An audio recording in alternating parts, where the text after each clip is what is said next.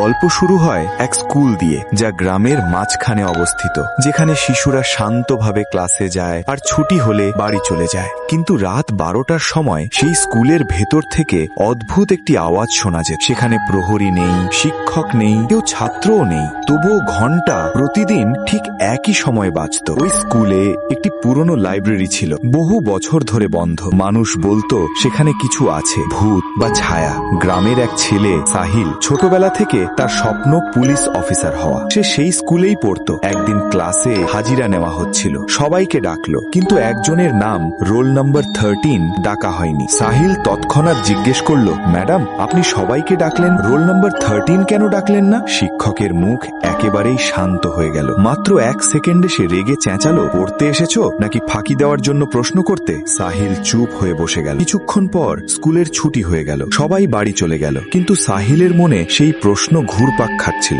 Roll number 13 এর রহস্য কি? শিক্ষক কেন সেই নাম শুনে রেগে গেল?